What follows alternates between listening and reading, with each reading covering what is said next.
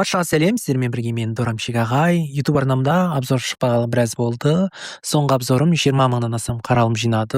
Бұл менің арнамда қаралымы ең көп видео болды. Сондықтан сіздерге алғыс білдіремін. Ал бүгінгі обзор «Незнакомцы из ада» дорамасына арналады. Бас кейіпкер Пусаннан Сеулге келеді. Сол жерде ноутбугі сынып қалады. Оған үй керек, сондықтан ол үй іздеп бастайды. Жатақхананың өзі оған қымбат тұрады. Ақыр соңында ол $190 тұратын жатақханадағы бір бөлмені табады. Бөлменің арзан екеніне таң қалады. Жатақхана иесі жарты жылдан кейін бұл жерді сүріп тастайды, сондықтан деп айтады. Бірақ кейін бұл бөлмеде біреу өзіне қол салған, сондықтан арзан екенін айтады. Жігіт депозитке ақша жинап, осы жерде жарты жыл тұруға шешім қабылдайды. Жатақханадағы әйел жігітке 4-ші қабатқа көтерілуге болмайтынын ескертеді. Жалпы жігіттің көршілері өте біртүрлі.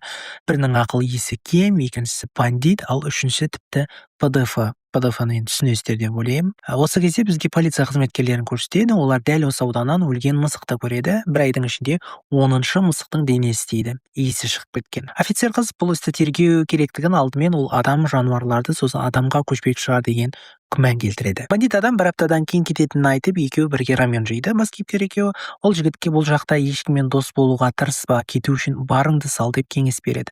Сонымен түн болады, ол жерде шу болады. Оған көршілерінің бәрі өте күдікті көрінеді. Көршілердің ішінде тағы бір адамды көрсетеді. Ол үндемей тұрады да, күліп тұрады. Ол да біртүрлі көрші. Полиция қызы мысықтарды өлтірген адамды іздеп, оны ақыры табады. Ол жатақханада тұратын ауыратын жігіт. Содан ол осы жатақханаға келеді. Бұл адамды офицер қыз полиция бөлімшесіне алып келеді.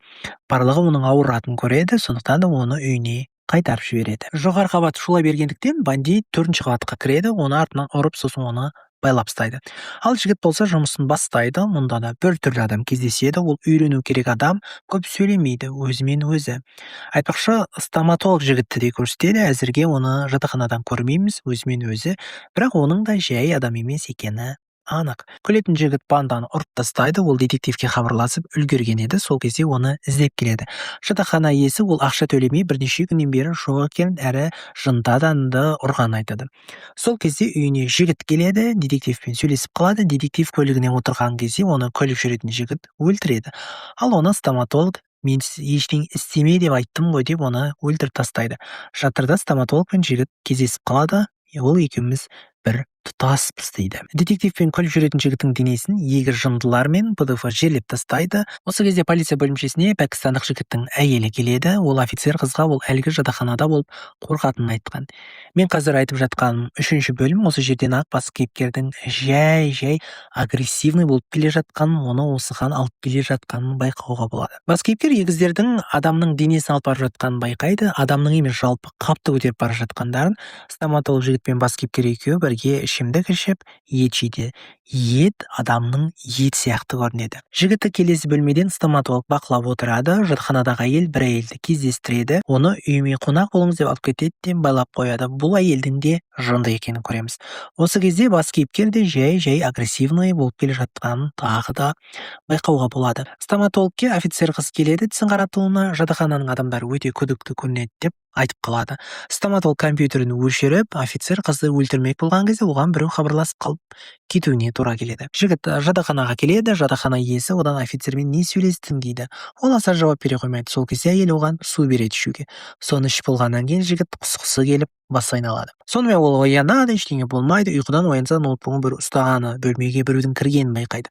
Содан ол айқай шығарады, бірақ онысынан еш пайда болмайды. Содан жігіт офицер қызбен кездесіп, бұрынғы тұрғынның блокнотын тапсырады да 4-ші қабат өте күдікті көрінеді дейді, бірақ маған солай көрінген болар дейді. Алыстан оларды жатақхананың иесі бақылап тұрады. Сосын бұл әйел стоматологке екеуінің кездескенін айтады. Жаңа офицер қыз бен бас кейіпкердің жігітке тиіспеймін, бірақ қызды бір жақты қылайын ба дейді. Ол қажет емес екенін айтады. 4-ші қабатта қалған әйел қашып құтылып ПДФ-ны қамап кетеді.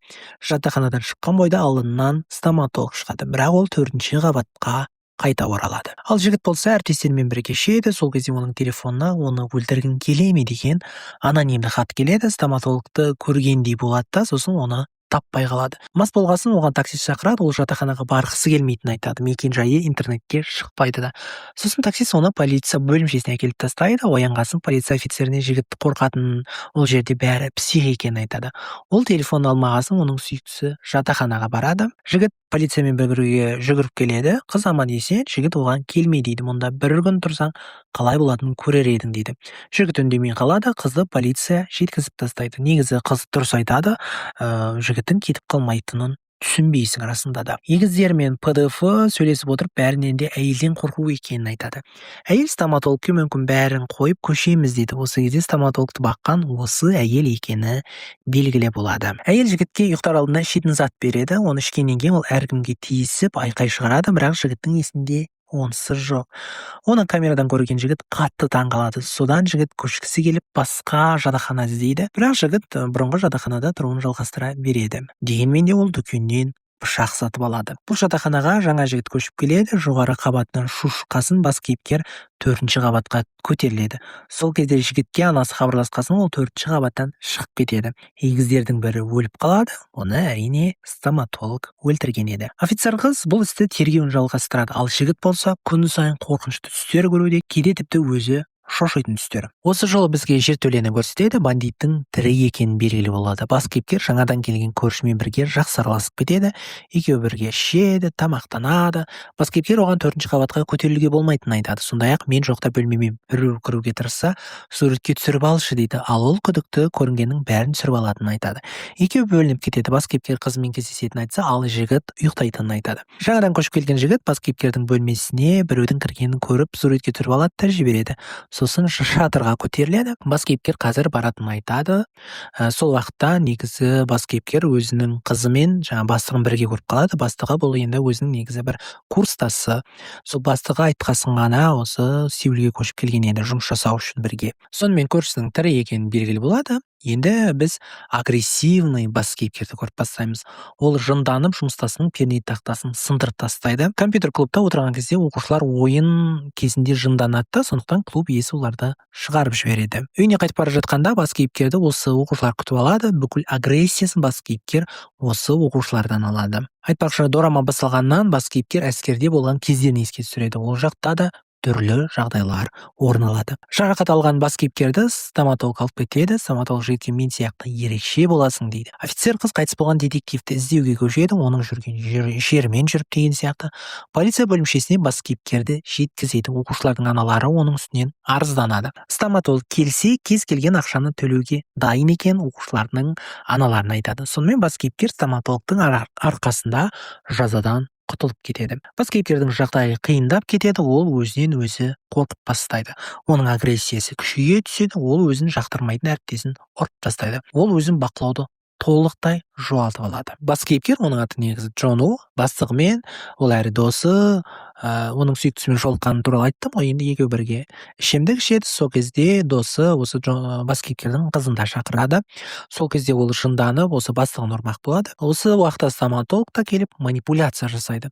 Жігіт стоматологқа жайына қалдыруды сұрайды. Ол қалдыра алмайтынын айтады. Қызың ол жігіттің көлігінен шыққанын көргенде сен оны өлтірмек болдың. Негізі сен сондайсың деп тағы да манипуляция жасайды. Бас кейіпкер бастығына абай бол деп ескертеді, ал өзі болса Пусанға қайта оралғысы келеді. Қызына стоматолог қорқынышты адам дейді. Сонымен жігіт сүйіктісімен бірге басқа жаққа барып, жігіт ұйықтап қалады. Сол кезде стоматолог бас кейіпкердің бастығын өлтіріп тастайды. Ал оны біреу көріп қойып, ол журналист, бұл нағыз сенсация болады дейді. Жаңадан келген жігіт 4-ші этажға көтеріледі, оны стоматолог өлтіріп тастаған етіп көрсетеді, бірақ олай болмай шығады. Ұйқыдан оянған бас кейіпкер сүйіктісін стоматолог деп ойлап қалып, оған пышақ тақайды. Қыз қорқып қашып кетеді. Офицер қыз детективтің көлігін табады, ол полиция шақырады, сол жерден адамның мәйіті табылады. Детективтер офицерді мақтаудың орнына сынға алады. Жаңадан келген жігіт бас кейіпкерге бәрі жақсы деп кетіп қалады. Сол кезде стоматолог шығады. Жігіт өзін аяуды сұрайды. Сонымен ол соңында өліп қалады. Сенсацияны қалаған журналистке жатақханада тұратын жынды флешка береді. Ол оны көлігінде жазып отырған кезде стоматолог оны өлтіріп кетеді. Сүйіктісі бас кейіпкерге хабарласады, оны стоматолог ұрлап кеткен. Сені өлтірем деп бас кейіпкер сүйіктісі үшін жатақханаға қайтып барып, қасына досы ереді. Жатақханаға кірер алдын бас кейіпкер офицер қызға хабарласады, сүйіктісін қамап ұстап отырғанын айтып, кіруім керек, әйтпесе бұл ешқашан бітпейді дейді. Досы сусын ішіп содан жатып қалады. Есікті шауып кіреді, стоматолог пен бас кейіпкер қырылады, досын өлтіріп тастайды. Офицер қыз жатақханаға жалғыз келеді. Ал оны бір ұрып құлатып құлатып тастайды. Оны жертөлеге бандиттің қасына қамап ұстайды. Ал көлігін ПДФ мен жынды айдап кетіп қалады. Жатақханаға офицерлер келеді, мұнда офицер қыздың өзі де, көлігі де болмағасын кетіп қалады. ПДФ офицер қызды зорлағысы келеді, бірақ ол қолынан келмейді. Маған тиесіліге тиістің деп жатақхана иесі ПДФ-ны ұрып өлтіреді. Ал бұл әйелді кезінде өзі баққан стоматолог ұрып өлтіреді. Жынды жігіт те өледі. Офицер қыз оянып ПДФ-ның браслетін сындырады, ол қашып кетті деп ойлап офицерлерге қоңырау түседі. Олар жатақханаға барады. Бас кейіпкер оянады, стоматолог екеуі қырылады. Соңында стоматолог та өледі. Офицер қыз да, бас кейіпкер мен сүйіктісі де, бандит те аман қалады. Полиция бұл адамдардың бәрін өлтірген бір адам дегенге келеді. Офицер қыз бас кейіпкерден сұраса, ол есінде жоғын айтады. Кетіп бара жатқан кезде офицер қыз бас кейіпкерге кітабы қалып қойыпты деп тастап кетеді. Сол кезде жігіттің салпыншағын көреді. Ал офицер ПДФ-ті өлтірген салпыншақ бар адам екенін көрген. Соңында ол бәрін өлтірген бас кейіпкер екенін түсінеді. Соңында бізге қалай болған көрсетеді. Стоматолог бас кейіпкерге салпыншақты тағады да, мен сені аман алып қалам, ал сен бәрін өлтір дейді.